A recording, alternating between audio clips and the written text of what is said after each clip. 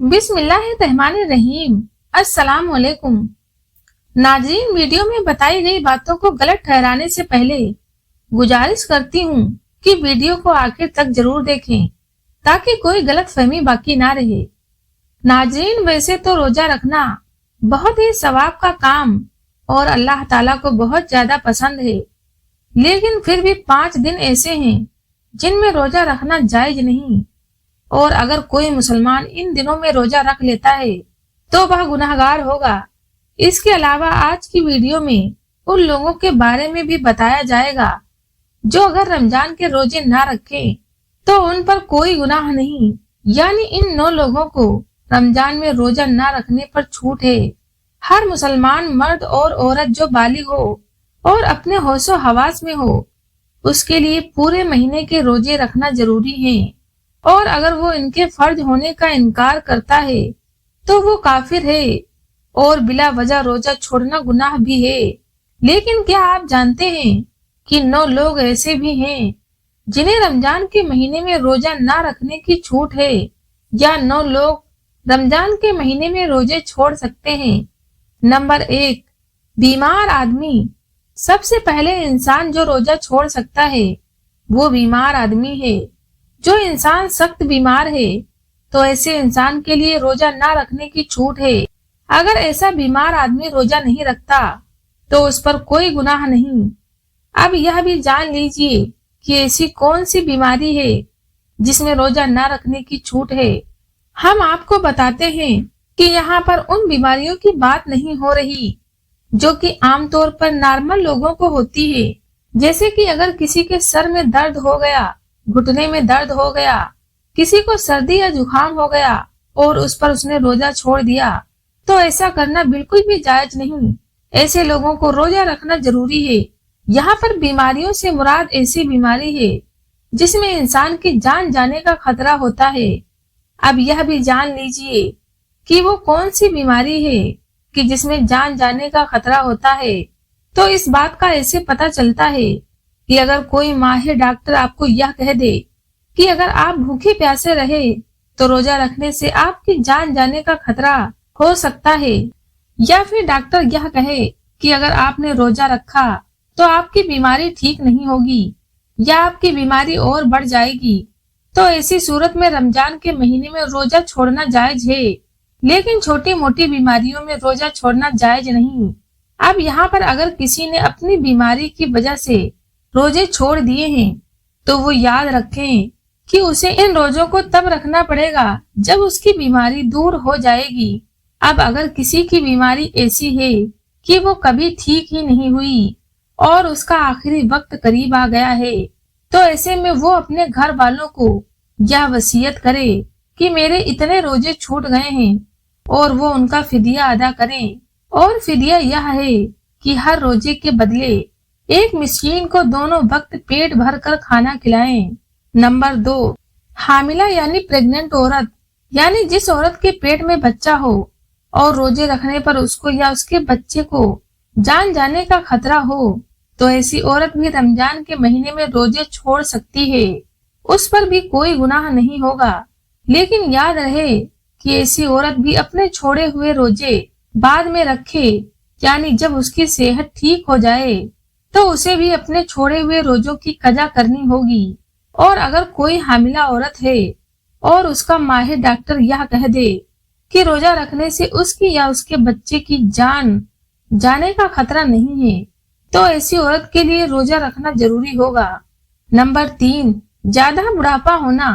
اگر کوئی ایسا شخص ہے جو اپنے بڑھاپے کی وجہ سے اپنی جگہ سے اٹھ بھی نہیں سکتا، بیٹھ بھی نہیں سکتا، اور اپنے بڑھاپے کی وجہ سے اتنا کمزور ہو گیا ہے کہ اس میں روزہ رکھنے کی بالکل بھی طاقت نہیں ہے، تو ایسا شخص بھی اگر رمضان کے روزے نہیں رکھے گا تو اس پر کوئی بھی گناہ نہیں ہوگا۔ لیکن یاد رہے کہ ایسے شخص کے لیے بھی فدیہ ادا کرنا ضروری ہے۔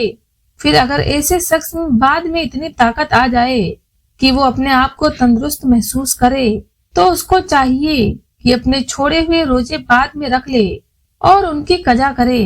نمبر 4، دودھ پلانے والی عورت۔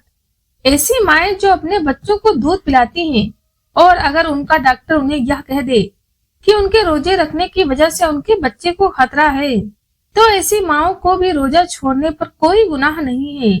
लेकिन याद रहे कि ऐसी औरत को भी बाद में उन रोजों की कजा अदा करनी होगी। नंबर 5, पागल या दीवाना शख्स, यानी वो शख्स जिसका जहनी तवज्जो खो चुका हो और वो पागल या दीवाना हो चुका हो और अपने आपे से बाहर हो चुका हो, जो बहकी बहकी बातें करता हो, जो अचानक बेहोश हो जाता हो। तो ऐसे लोगों को भी रोजा छोड़ना जायज है, लेकिन ऐसे शख्स को भी चाहिए कि बाद में जब वो ठीक हो जाए तो अपने छोड़े हुए रोजों की कजा कर ले। नंबर 6, हैज और निफास वाली औरतें, यानी कि ऐसी औरतें जिनके माहवारी पीरियड चल रहे हों, तो वो हैज वाली औरतें हैं। और ऐसी औरतें जिन्होंने बच्चे को जन्म दिया हो और अभी तक उनका खून निकलना बंद ना हुआ हो, तो ऐसी औरतों को निफास वाली औरतें कहते हैं। तो ऐसी औरतों का भी रोजा रखना जायज नहीं। यहाँ यह बात भी याद रखें, पहले बयान किए गए 5 किस्म के लोग अगर रोजा रख भी लेते हैं तो उनका रोजा कबूल हो जाएगा, लेकिन हैज निफास वाली ख्वातीन अपनी इस हालत में रोजा नहीं रख सकती। अगर वह रोजा रखेंगी तो उनका रोजा कबूल नहीं होगा और उन पर सख्त गुनाह होगा। ऐसी औरत जब बाद में पाक साफ हो जाए तो उनके लिए जरूरी है कि वो अपने छूटे हुए रोजों की गिनती पूरी कर ले। नंबर 7, सफर पर होना, यानी मुसाफिर होना। ऐसा इंसान जब सफर में है तो उसके लिए भी रोजा ना रखने की छूट है, लेकिन यह बात भी जान लीजिए कि इस सिलसिले में सफर कैसा हो। तो मैं आपको बता दूं कि जो सफर 82 किलोमीटर से ज्यादा हो और रोजा रखना उसके लिए दुश्वार हो, तो ऐसे मुसाफिर शख्स के लिए रोजा ना रखने की छूट है। लेकिन जब उसका सफर खत्म हो जाए तो फिर उसके लिए रोजा रखना जरूरी हो जाता है। अब यहाँ यह बात भी काबिले जिक्र है कि अगर कोई शख्स सफर की हालत में है और वह यह कहे कि वह रोजा जरूर रखेगा क्योंकि उसका सफर आरामदेह है, तो ऐसा मुसाफिर सफर की हालत में भी रोजा रख सकता है और उसका रोजा हो जाएगा। बस अगर सफर आसान है तो रोजा रख सकता है, लेकिन अगर रोजा ना भी रखे तो उस पर कोई गुनाह नहीं। नंबर 8, ऐसा शख्स जिसकी जान जाने का खतरा हो, यानी अगर कोई शख्स किसी के पास आए और कहे कि अगर तुम रोजा रखोगे तो मैं तुम्हें जान से मार दूंगा, तो ऐसे शख्स के लिए भी रोजा ना रखने पर छूट है। लेकिन याद रहे कि जब वो शख्स ऐसी सूरत हाल से बाहर निकल जाए और उसकी जान को कोई खतरा ना हो तो बाद में अपने छोड़े हुए रोजे को जरूर रखे। नंबर 9, नाबालिग बच्चा। जैसा कि हम सब यह जानते हैं कि रोजा हर उस बालिग इंसान पर फर्ज है जो अपने होशो हवास में हो, तो इसी तरह रोजा नाबालिग बच्चे पर फर्ज नहीं है। अगर कोई नाबालिग बच्चा रोजा नहीं रखता तो उस पर कोई गुनाह नहीं होगा और उसे रोजा ना रखने पर छूट है। लेकिन अगर कोई बच्चा 10 साल की उम्र को पहुंच जाए और उसमें रोजा रखने की ताकत आ जाए तो उसे चाहिए कि वो रोजा रखना शुरू कर दे। और अगर ऐसा बच्चा रोजा ना रखे तो उसके घर वालों को चाहिए कि उस पर सख्ती करें और उसे रोजा रखने की आदत डलवाएं। नाजरीन, आइए अब मैं आपको एक बात बताती चलूं कि साल में वो कौन से 5 दिन हैं जिनमें रोजा रखना हराम है। 5 दिन पूरे साल में ऐसे होते हैं कि इन 5 दिनों में रोजा रखना हराम होता है। वैसे तो रोजा रखना बहुत ही सवाब का काम है और अल्लाह को रोजा रखना बहुत पसंद है, लेकिन 5 दिन अगर आप रोजा रखोगे तो सवाब तो बहुत दूर की बात, उल्टा गुनाह और मिलेगा। वो 5 दिन कौन कौन से हैं हमें और आपको पता होना चाहिए। पहला दिन ईद उल फित्र का दिन, जिसको हमारे यहाँ आम जबान में मीठी ईद कहा जाता है। ईद वाले दिन रोजा रखना हराम और गुनाह कबीरा है, क्योंकि ईद का दिन जो होता है वो अल्लाह की तरफ से मेहमान नवाजी का होता है। दूसरा दिन ईद उल अजहा का दिन, यानी बकरा ईद का दिन।